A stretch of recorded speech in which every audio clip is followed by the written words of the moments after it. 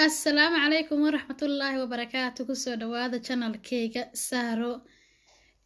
كسو دوادا channel كيغا ولا لها قاليغا ميل كستا دين دافيدا كجوجتان هبين وناكسن كل انيغا هبين بي تahay intay subax u tahayna subax wanaagsan baan leeyahay dhamaantiin waa salaamantihiin meel kasta dunida ka joogta adiga i daawanaya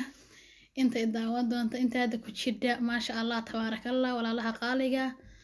aad iyo aad u mahadsantihiin alxamdulilaahi rabbil caalamiin ilaaha maxad iska leh ilaahay waxaan ka baryeynaa inuu bisha barakeysan nabad iyo bashbash iyo barwaaqo inuu wada gaarsiiyo meel kasta aad dunida daafeeda ka joogtaan ilaahay rabadaan wanaagsan Allah nooga dhigo ilaahay caafimaad inuu wada gaarsiiyo alxamdulilaahi rabbil caalamiin aad iyo aad u salaamantihiin midda kale aan soo galay waxay taawada igu kaliftay inaan ka soo hadlo channelkeyga waxaan arkay haween badan oo aad iyo aad u dhibaataysan qaasatan haween ku nool wadanka Jarmalka meel kasta waxa arkaysiin hooyo kaligeed ilmooda waxa weeyaan waa arin laga xumaado waxa weeyaan aad iyo aad baan uga xumahay waxaan leeyahay gabdho ragiina haysta dumar ragiina haystaan leeyahay gabdho ragiina haysta ragow naagihiina haysta waxa weeyaan dawaayadu hore furiinku waa yaraa la isma furi jirin maxay ahayd tooyeen maanta waxa laga xumaado ah haweenka Soomaaliyeed inay caadaysteen inaa maxay ahayd tooyin maalin kasta dalqad joogta gabar yar oo waxa arkaysaa 5 ciyaal oo kala aaba haysata maxay ahayd tooyin marka wallahi aad iyo aad aan uga xumahay dulqaadka la badiyo walaalayaal dulqaadka la badiyo midda kale oo aan sheegay waxa waayaan raguna waxa way dalqadan deegahooda gabdhaha laga yareeyo maxay ahayd tooy waagi hore waa lagu samri jiray ragga hooyooyinka waxay dhihi jireen naagan dhabteeda ilmo buuxin ilmo ma korsooto waxa weeyaan xeeto waxaan loo dhibtoon lama helo raguna waxaan leeyahay haweenka hawda baxsanaadeen khaasatan dhalinyarada maxay ahayd qurbaha ku nool waxaad arkaysaa asagii baan hoofka fadhiya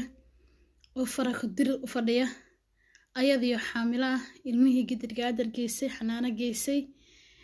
maxay ahayd tooy asagii maxay ahayd tooy baan hoofka sheekaynayo dantiisa aan aqoonin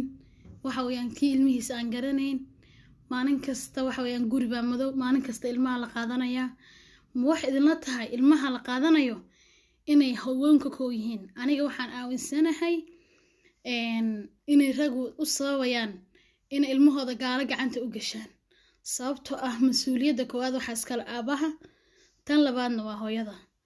waayo haddii hooyadu isku qabato shaqadii guriga iyo tii ilmaha iyo tii banaanka haddii hooyadu isku qabato waxa weeyaan waxa imaanaysa waxyaalaha hadda maalin walba joogtada u dhaco ah ilmaha in la qaato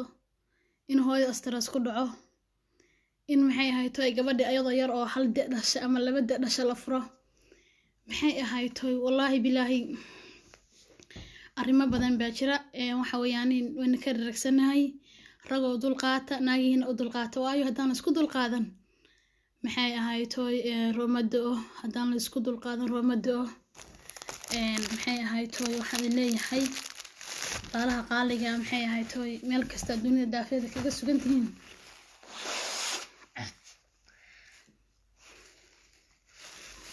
dadkan halkan iska jooga sanka biyaha ka daa meel kasta tuufi u malayn doona hadhow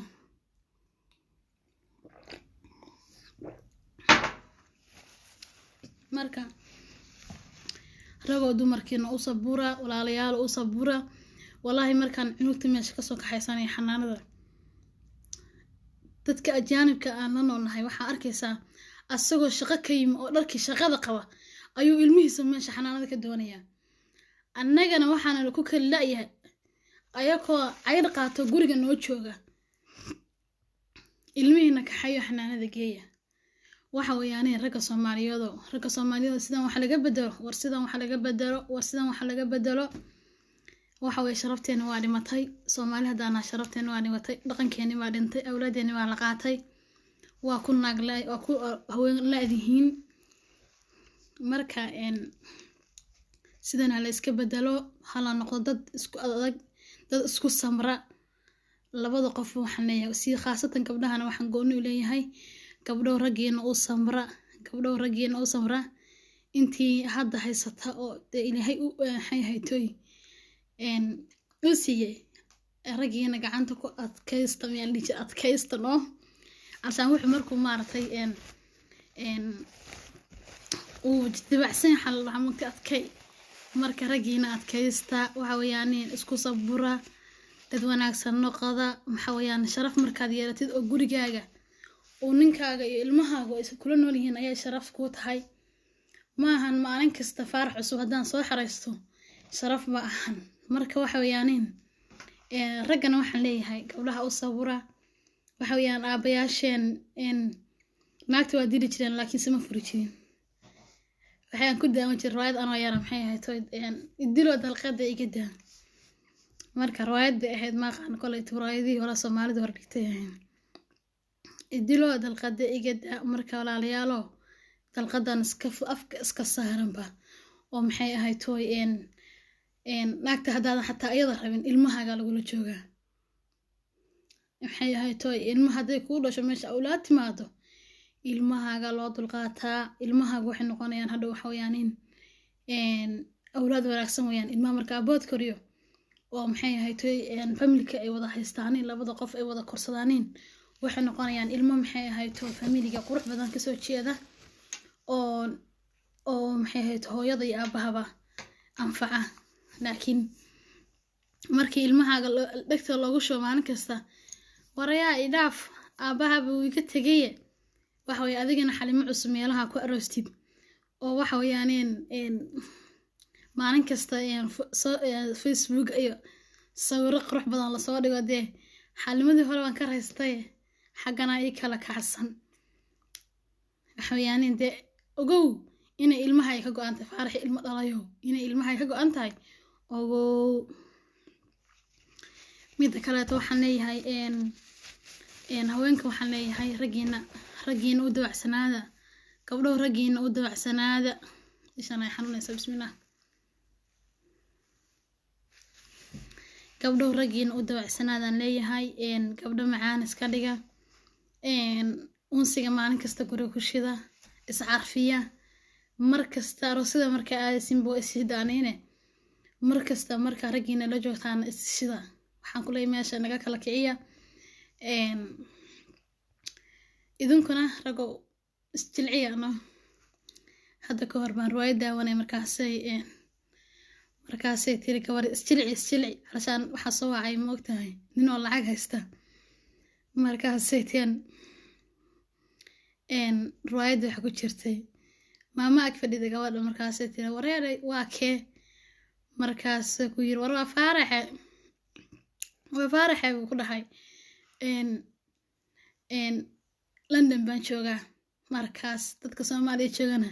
dibadda way jeceli markaasay tiri maamada isjilci wallahi wali waan xasuustaa isjilcigii hadda rago isjilciya gabdhaha isku jilciya soft iska dhiga waxa weeyaan haweenka waxay ka helaaneen maxay ahayd in banaanka la soo wareejiyo kaxaya rag dumarkiina kaxaya markasta maxay ahayd banaanka wada beeraha geeya soo dalxiisiya shaqo aan dhamaanay war adduun waa laga dhargaa maxay tahay shaqadani ma dhamaato miyaa ragga Soomaaliyeed lagu imtixaamay guriyahan maxay ahayd reerkaaga oo ka baahan yihiin maxaa lagu falayaa shaqada waqti ka soo qaado fasax baa jira hadaa dhahday xaaskaygan kaxaynaya oo loob kaxaynaya fasax baa helaysaa hadaa dhahday ilmahayga iga yar xanuunsan maanta shaqada ma imaan karo waa lagu fasaxaya waa la is ogyahay maxay ahayd shaqan socda duhur habeen maghrib kulli shaqada waxa uu noqotay marmarsiyo u noqotay ragga u maleynaya marka taasina walaal waa qodob oo ragga ku saabsan haweenkiina fasax qaata jimcayaasha la jooga dalxiiskeeya meelaha shaleemada geeya maxay ahayd waxa kale oo geysiin meelaha dalxiiska geeya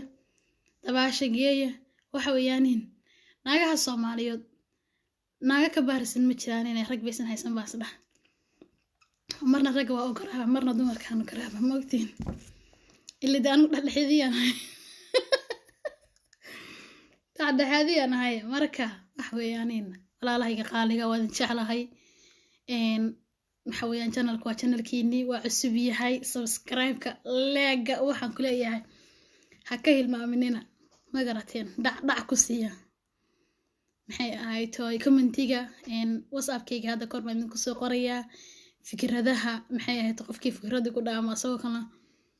waa la iska dhageysanayaa maxay ahayd toy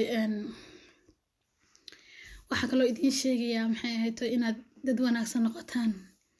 waayo anaga haddaan rag wanaagsan helo haweenow waxaan noqon lahayn dumar wanaagsan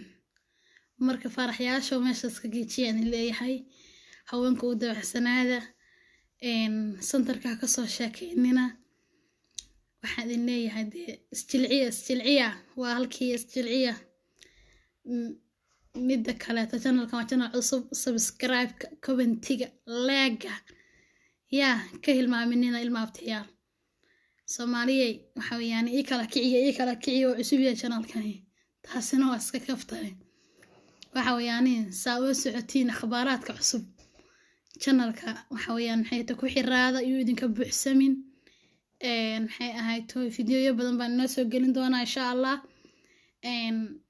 fikradihiina waa ururin doonaa insha Allah wixii ka soo baxa waa arkeena dhamaantiin waad salaamantihiin meel kasta dunida daafaheeda ka joogtiin waa walaashin Sahra Qalanjo idin leh dhac ku siiya subscribe-ka dhac aad iyo aad u mahadsantihiin meel kasta dunida daafaheeda ka joogtiin waana jeclahay caafiya masaamax wallahi dii xanaaqan u soo galay u qabo ragga ma ogtahay marka la iga raalina qaado raggu waa raggeygii waan jeclahay waan dhalay way la dhasheen waan u dhaxaa misaanadii aniyo meesha naga kala kiciyo waxa weeyaan haddaan rag dumar lahayn dib jir buu noqon lahaa ma garateen marka maasha Allah waa inaad naga dhistiin meesha haweenkana waxa weeyaan dalqada in laga yareeyo insha Allah kullaytu maxay ahayd toy intii hadda is haystaan in Ilaahay isku barakeeyo oo soo duceynaya dhamaantiin insha Allah waxaan idin leeyahay habeen wanaagsan assalaamu calaykum wa rahmatullaahi wa barakaatuh ciao